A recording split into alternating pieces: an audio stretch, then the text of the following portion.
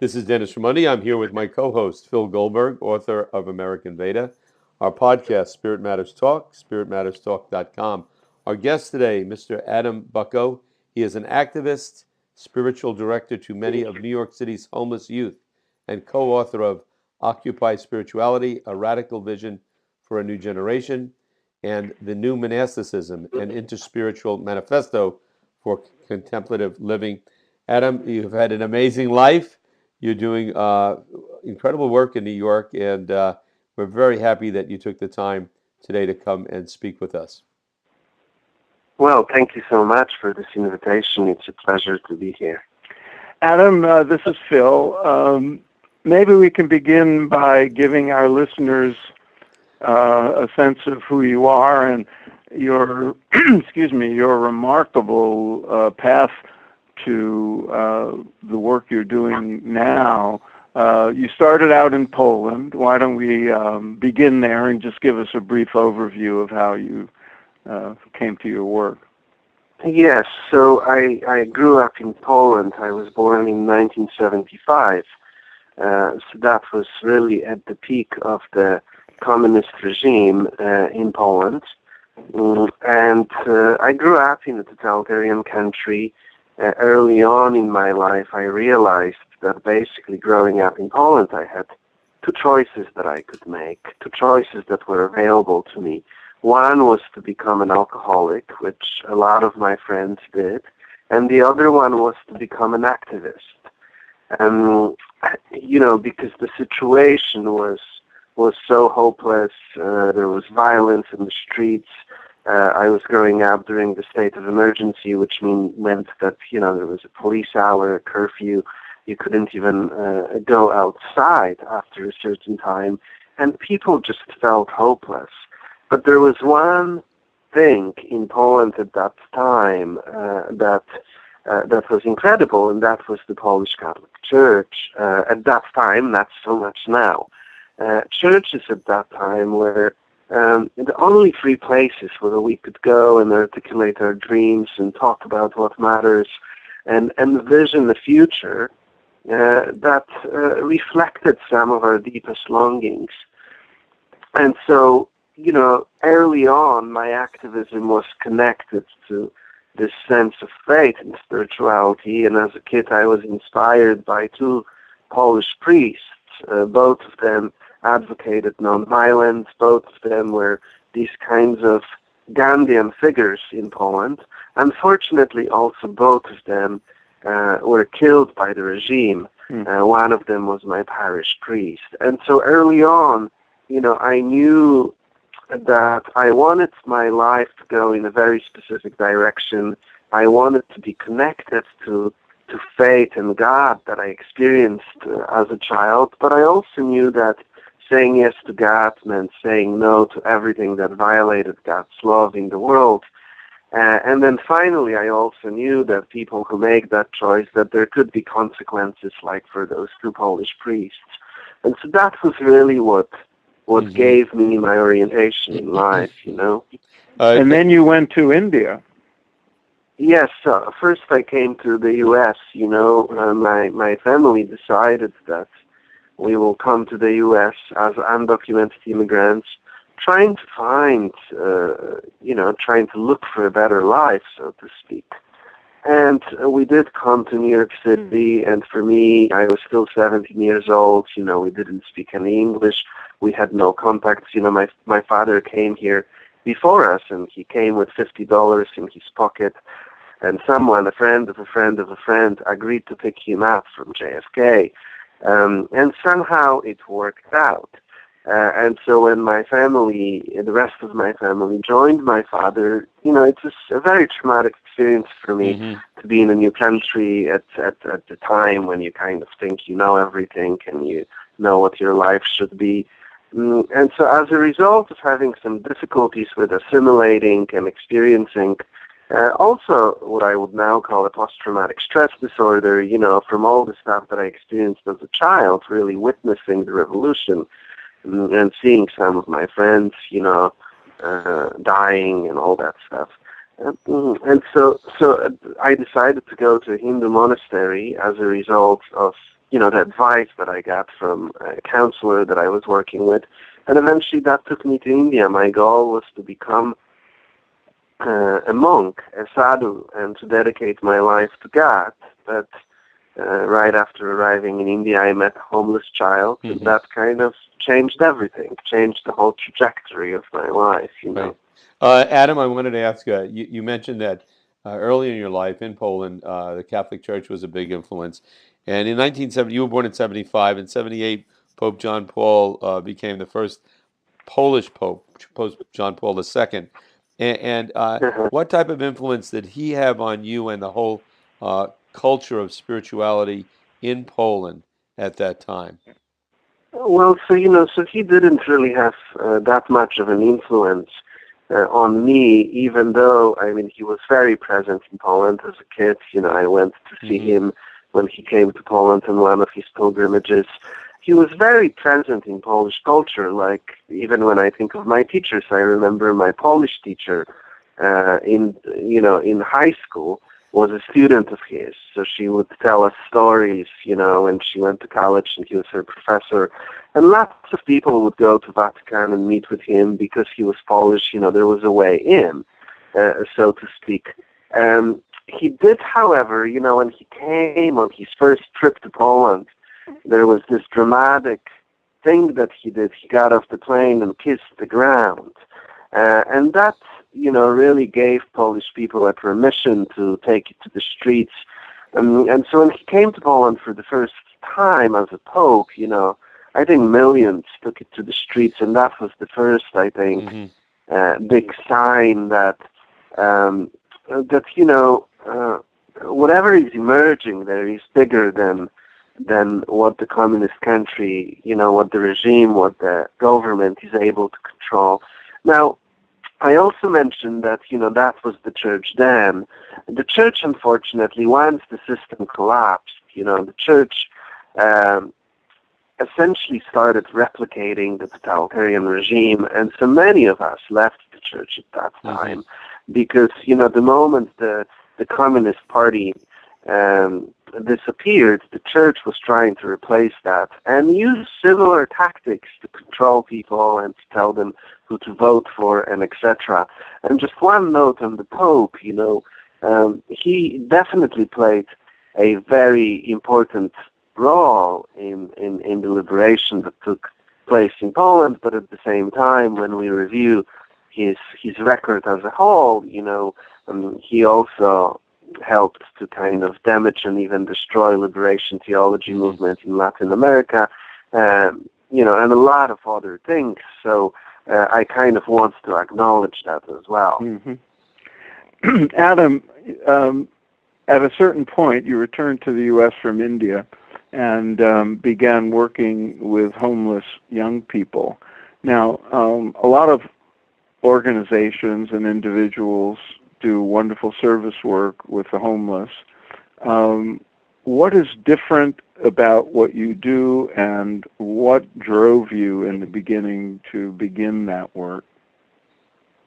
So, as I mentioned, when I got to India, my dream was to be in a Himalayan Hindu-Christian hermitage outside of Rishikesh and to kind of, follow in the footsteps of people like Father Beat Griffiths and Swami Abhishektananda and others. But after meeting a homeless kid on the streets of Delhi, things changed for me, and as a result, I ended up at a different kind of an ashram, a Christian ashram located in the slums outside of Delhi, started by a Dutchman. His name is Ton Baba, and he mentored me, and there I really discovered a new aspect of my spirituality, God who incarnated him or herself in the midst of this community that this person gathered, this community of broken people rescued from the streets of Delhi, dying of AIDS and etc. And so, I only stayed there for a few months. I got really sick, and I kind of it was an excellent training living there as a monastic and working on the streets of Delhi. But eventually, my calling, my vocation brought me back to the U.S. At first, when I came back to the U.S., worked for traditional organizations that worked homeless youth. But very soon I realized that kids were getting lost, that they were falling through the cracks of the system. I remember this one specific situation of meeting a homeless girl, outside of a sketchy hotel in the middle of the night, and that was my job.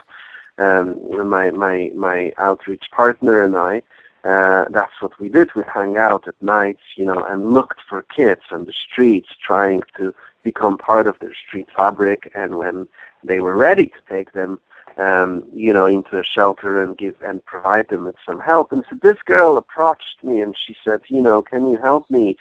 And it took just a few moments to realize what was happening. She was prostituting outside of this sketchy hotel. And inside of that hotel were her two small kids, sleeping with her tent. And so, she said, can you help me? And, I realized quickly what will happen if I, take her to the shelter. Her kids would be taken away from her, and immediately she would be told to get a job. And because that's how the system is organized. The system is organized around employment, and I think this idea probably goes back to Reagan, when the understanding of homelessness was basically that, you become homeless when you lose a job, and so you can't pay for your apartment. So all you need to do is just get a job, save money, and then again you will be back on your feet. And so, that's what would happen. She would be pushed into a minimum wage job. She would stay in a shelter for a few months and then would be pushed out. And then within a few weeks, she would be back on the street, but by then she would most likely be over 21, which means that she couldn't come back to the youth system of homeless services, which means that statistically it would look like she was a success story, but she was. Right. And so, we realized that system was flawed because it didn't address all the pain and trauma that the kids experienced. It also just push them into minimum wage jobs, and those jobs would never give them a life that they needed. And so we wanted to do something different. We wanted to focus on helping those kids to heal from their trauma, and also help them to find their gifts, their talents, and then build their lives around those talents. And that's how my friend Tas Tagore and I started the Reciprocity Foundation. And in the process of that, we discovered that, the best methods of helping people to find their calling, helping people to find their gifts, the best methods are the methods found in our contemplative traditions. Things like spiritual direction, things like contemplative prayer, things like a lot of alternative methodologies that now are absorbed by the mainstream, like acupuncture and qigong and yoga. And so we essentially created a program that has all the tools that we used to heal ourselves, and the tools that worked for us. And as a result, emerged this organization called the Reciprocity Foundation that now serves about 300 kids a year, that is located near Port Authority and Times Square in New York City. And that helps kids to rebuild their lives and to reconnect them with their sense of self, to reconnect them with their gifts, and give them tools to take those gifts into the world and build good lives. Right. It's very, very inspiring to hear what you're saying. And I know I'm from Jersey City, and Phil is from Brooklyn originally. So I spent a lot of time going through the Port Authority area, and I know it's better now, but how rough that area can be. And in my whole life, I saw homeless people, homeless kids, people that are runaways, all sorts of things. And to know that you're there helping them is very inspirational. And we want to mention at the end of the show today how people can find out more about you and how to help. But let me ask you this. You touched upon it. You went to a Christian Hindu monastery in India, and then you're connected to the contemplative tradition in Catholicism. And Phil and I are somewhat familiar with that. We know Thomas Keating, and I've had the pleasure of dealing with some of these folks.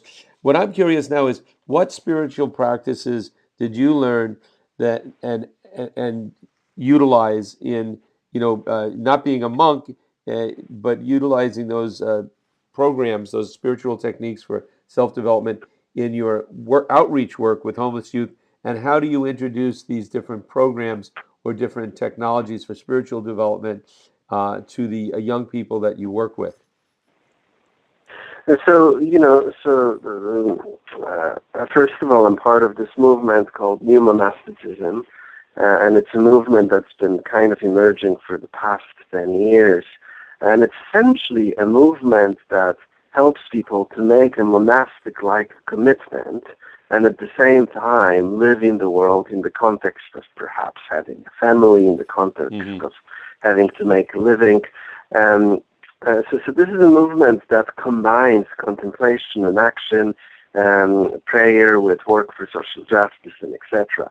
And so, when I got started on my journey, that movement was not around. We kind of had to invent it as a result of our work with people like Father Thomas Keating and Matthew Fox, Andrew Harvey, and others. And so. What did I discover? I discovered a rhythm of life that is very much a very similar rhythm to the rhythm that people have in monasteries. I just had to translate it to be able to essentially have that rhythm, this rhythm in the world. And so I have daily practices that I practice, and those practices inform how I can be present with our homeless kids. And I teach some of those practices to the kids, and I teach them not in a very traditional setting, obviously. So a lot of our practices start with, learning how to be present to each other, learning how to hold with all of our beings questions like what breaks your heart and what makes you truly alive, learning then how to go into that state of receptivity and listening and allowing, what Father Thomas Keating calls the divine therapist to do the work of healing on us.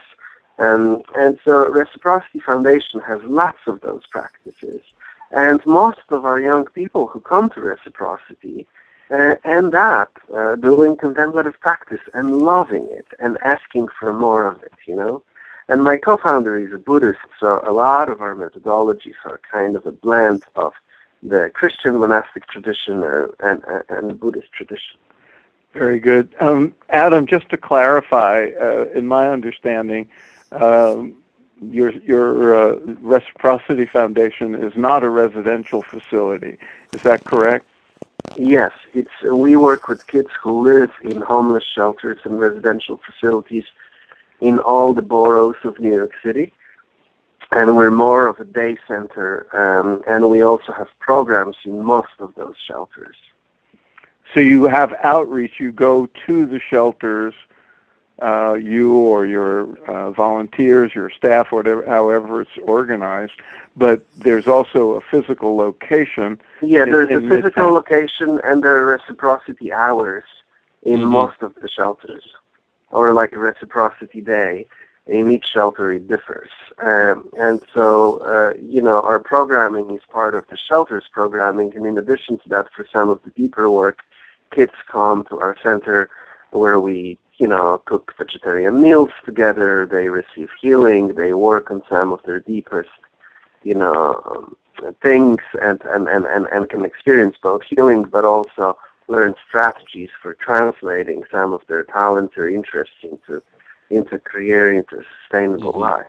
Adam, could you give us an example of somebody you might have worked with recently or in the last, couple of years, that a real success story about how, somebody came to your attention, you worked with them, and through your spiritual teachings and practical knowledge that you give these kids, you turn their lives in a better direction?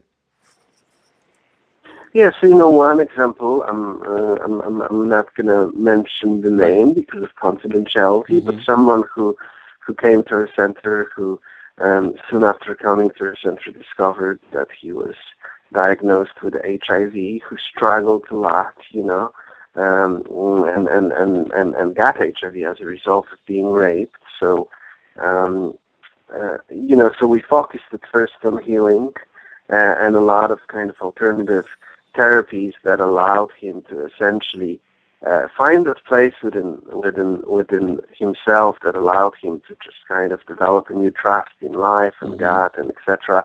At the same time, worked with the medical establishment, connecting him to proper treatments that he needed for his HIV. In the process of that, he also met a mentor who was operating a yoga program in New York City. That person kind of adopted him as a result. He started at first volunteering, then working at a yoga studio, eventually becoming trained as both a dancer and also a yoga teacher and a wellness teacher. Eventually, he was able to get to a place where once he got well, once he kind of, took care of all of the issues that he needs to take care of psychologically and physically and etc. Now he's a teacher of dance and wellness who teaches in New York City shelters and mentors other kids. In addition to that, he's an advocate for and a speaker who works with kids who are newly diagnosed with HIV. And so to me, that's very inspirational, that this person was able to essentially turn his pain into something that became his gift to the world. It's fantastic. Great story. Is that fairly common, that people who go through the program and transform their lives and get their lives together will come back and volunteer? And along those lines, it sounds like you have a very extensive networking arrangement.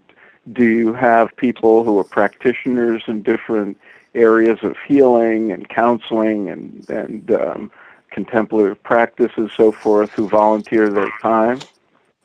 Yes, so first question, it is very common, and that's actually the final goal of our program, for kids to come back or to start their own initiatives.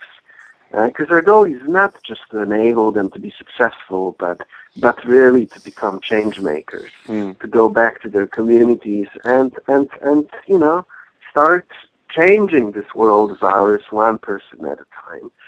In terms of the network, very early on, we realized that our work is out of the box, which means that if we want to maintain the uniqueness of our work, we really have to,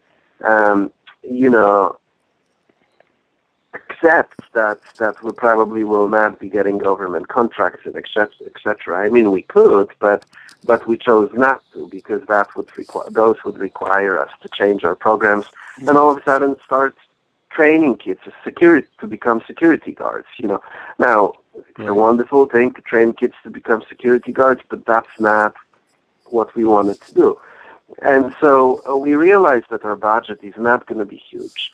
And as a result, early on, we developed a model where we decided to be a network-based organization, which means that in addition to the people who work at Reciprocity full-time, we also have a network of a couple of hundred people in New York City, leaders from different industries, holistic practitioners, teachers, spiritual leaders, who are part of our extended family. And so, for example, it's a very common thing to see, when there's even like a spiritual teacher coming through New York City, that in addition to doing their public program, they would come to Reciprocity to also work with our kids. People like Mirabai Starr or Charles Eisenstein, who in addition, always kind of tend to stop by to also work with our kids. And I think that's a wonderful thing because as a result, we were able to kind of have this almost like a city-wide campus, so to speak, where kids can get access to people that maybe even college students can't have access. Right.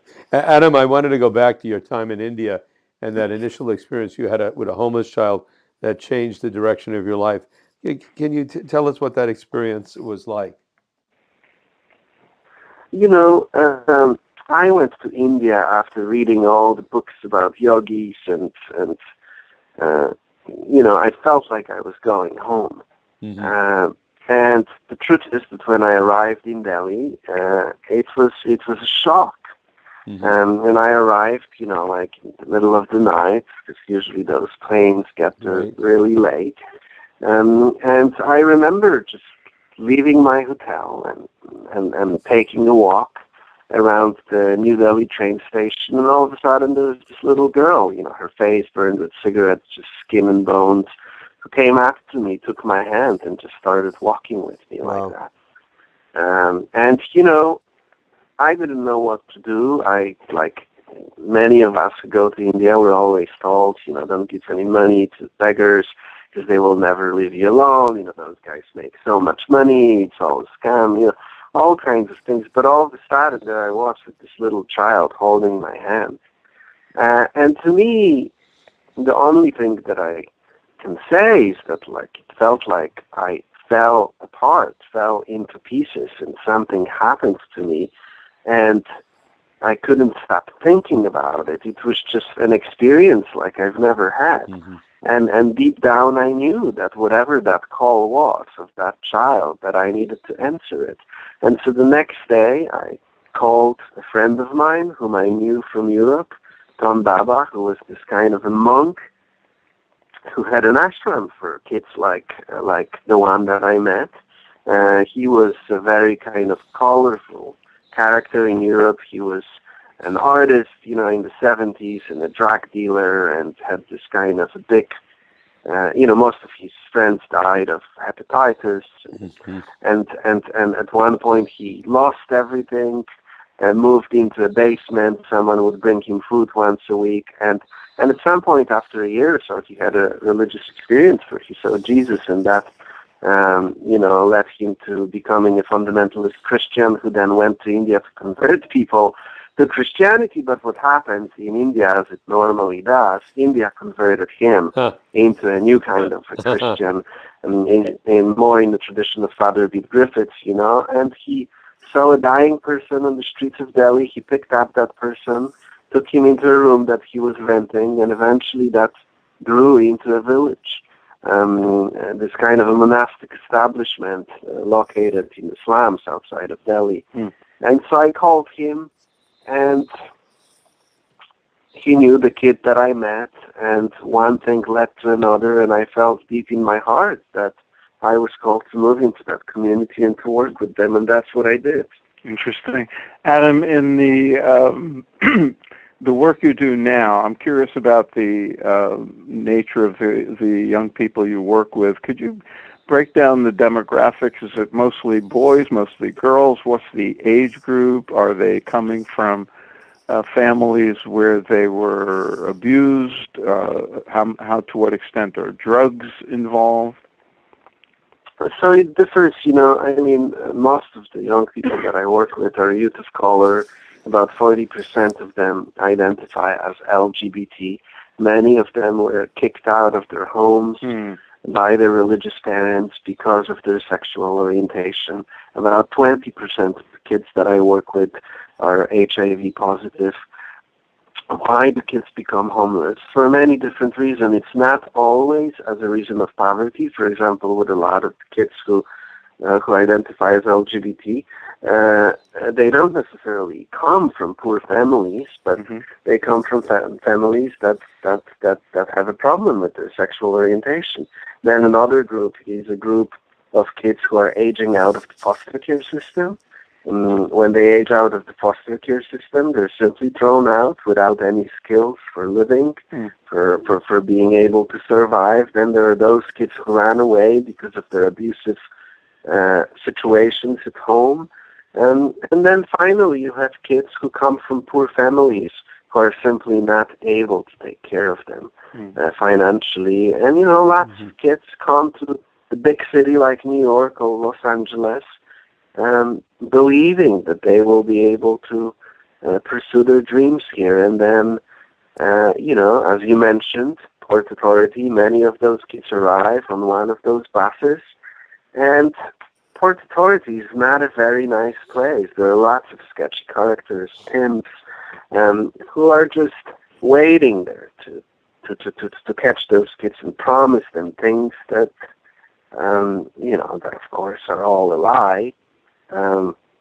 And slowly, step by step, they're initiated into the street life, and then it's very difficult to get to them. Mm. Well, Adam, there's many ways for one to develop spiritually, and certainly one way is going into a monastery, becoming a monk, learning the technologies and techniques of spiritual growth that monks do, and different religious traditions, spiritual traditions have. But it also it seems to be a way to develop spiritually is to serve those in need. And it seems like you've combined the two.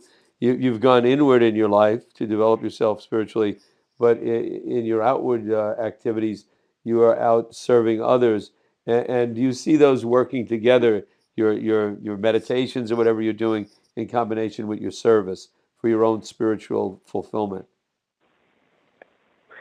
Yeah, for me, there's no contradiction. I initially needed to go into the depths of my practice, but the truth is that I only really discovered the presence of God in my life once I started working with homeless youth.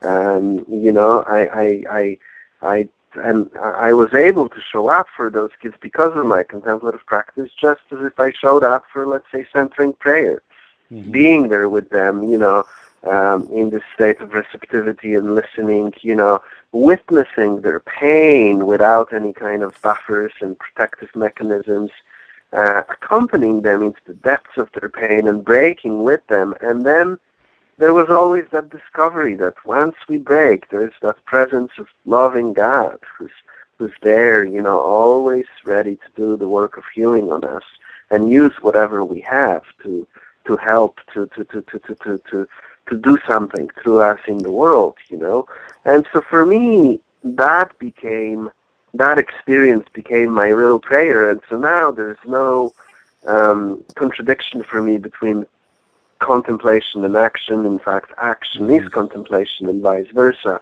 And that's really what we're now advocating in this new monastic movement, how to essentially live that kind of a life, how to have depth and the seriousness of the monastic commitment, but at the same time be in the world, because what we need, we need a spiritual revolution. We need, we can't afford to hide contemplatives in our comfortable monasteries. We need people on the streets. We need warriors for justice and peace and ecological sustainability who can bring that kind of love, that kind of depth, that kind of energy to our world, Very good. Adam, could you explain a little bit more about the new monasticism, the monasticism part of it?